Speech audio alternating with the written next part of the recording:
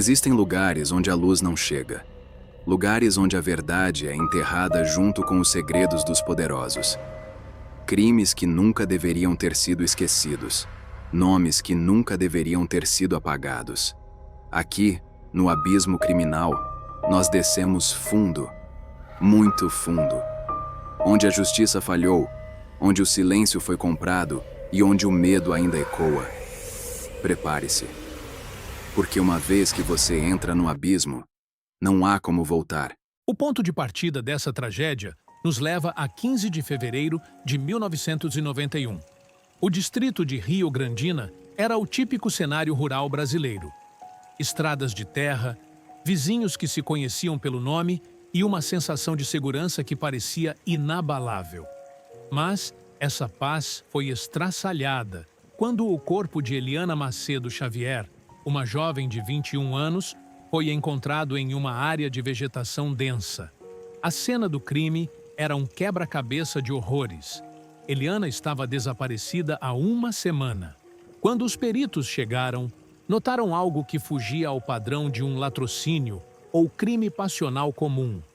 Ao lado do corpo, seus documentos estavam cuidadosamente organizados. Havia um crucifixo de madeira, uma carteira de veludo preta e sua calcinha, que havia sido rasgada com violência. A autópsia revelou que ela foi estrangulada, mas o que realmente gelou o sangue dos investigadores foi a constatação de que ela havia sido violentada sexualmente após a morte. Naquela época, a polícia de Nova Friburgo trabalhava com recursos limitados. Não havia DNA acessível, nem bancos de dados integrados. O nome dos irmãos Ibrahim e Henrique começou a circular nos bares e vendas da região.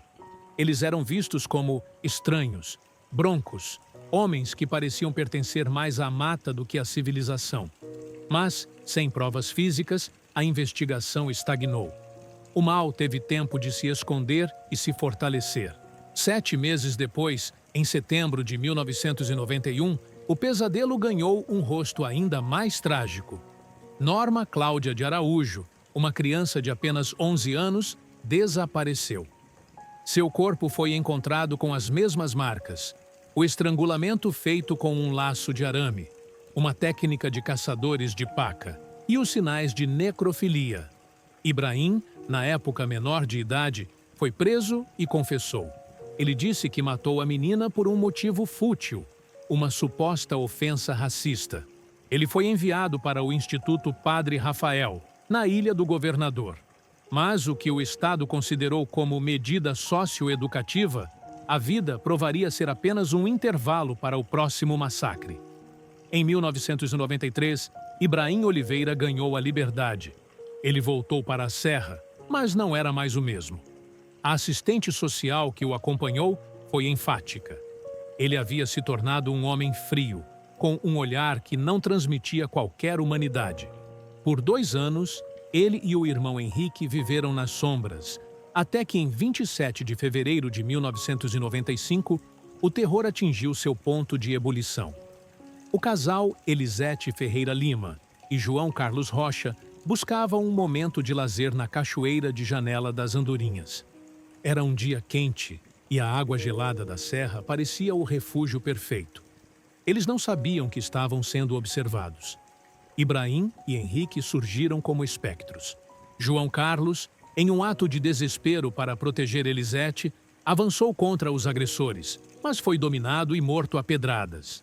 O que Elisete presenciou a seguir é algo que nenhuma mente humana deveria suportar. Os irmãos não fugiram após matar João. Eles ficaram. Eles profanaram o corpo de João ali mesmo, na frente dela. Elisete foi então arrastada para a mata. Ela descreveu que um dos irmãos parecia entrar em um estado de êxtase, pulando e rindo enquanto o outro a atacava. Em um milagre de sobrevivência, Elisete conseguiu saltar um muro de pedra e fugir para a estrada, onde foi socorrida.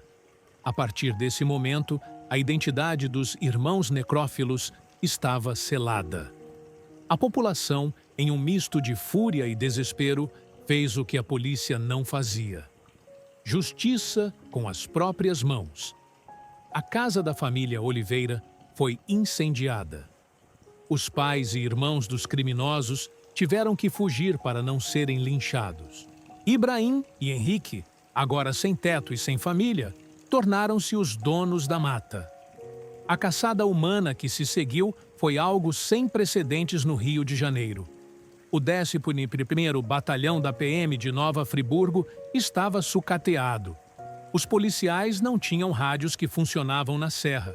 Os carros quebravam nas estradas de terra e o armamento era obsoleto. Enquanto isso, os irmãos Oliveira estavam em seu habitat natural. Eles não caminhavam pelas trilhas. Eles se moviam por dentro da mata fechada, subindo em árvores e dormindo em cavernas. Eles começaram a atacar fazendas para roubar comida, mas o padrão de violência continuava. Em abril de 1995, eles mataram a própria tia, Vera Lúcia Damasceno. A suspeita é que ela tentou ajudá-los com suprimentos, mas acabou sendo vítima da sede de sangue dos sobrinhos. O nível de perversão era tal que eles usavam galhos e troncos para mutilar as genitais das vítimas. O medo paralisou a economia local. O turismo parou. As aulas foram suspensas. Homens formaram patrulhas civis armadas, o que gerou um clima de velho oeste. Qualquer vulto na mata era recebido com tiros. Foi nesse cenário de caos que o secretário de Segurança, Newton Cerqueira, decidiu enviar o BOPE. Mas a chegada da elite trouxe novos problemas. O coronel Celso Novaes ordenou que os moradores se desarmassem, o que foi visto como uma traição por quem estava na linha de frente.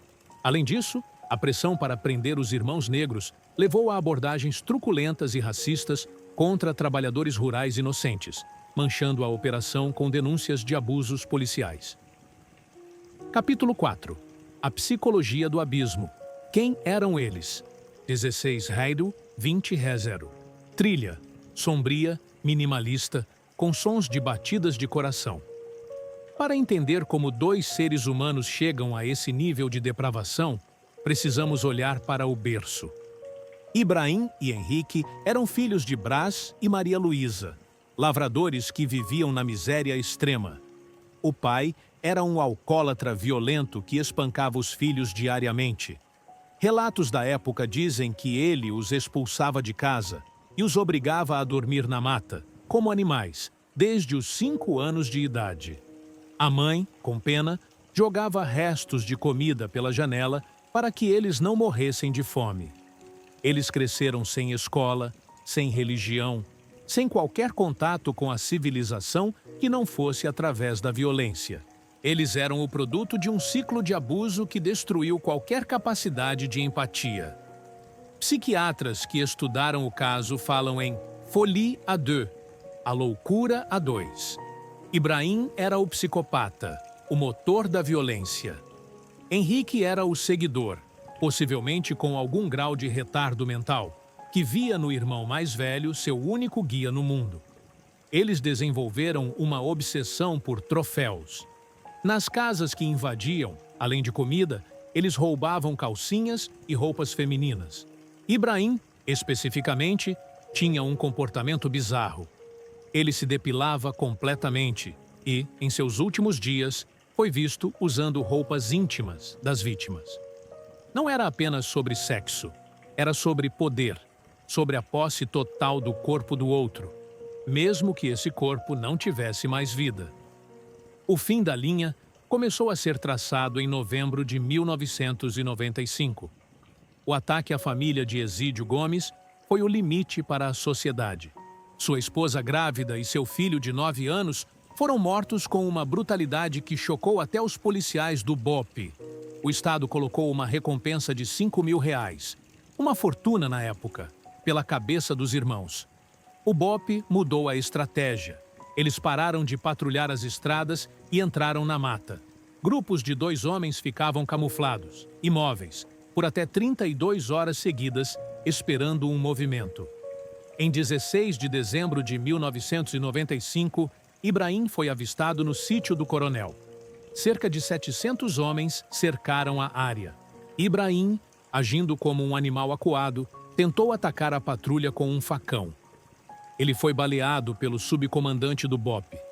Mesmo ferido, ele ainda conseguiu se esgueirar pela mata por 2 horas antes de seu corpo ser encontrado sem vida. A notícia da morte de Ibrahim foi recebida com fogos de artifício em Nova Friburgo. O corpo foi levado para o IML sob forte escolta para evitar que a população o despedaçasse. Ele foi enterrado como indigente em Itaboraí. Henrique, o irmão sobrevivente, ficou sozinho.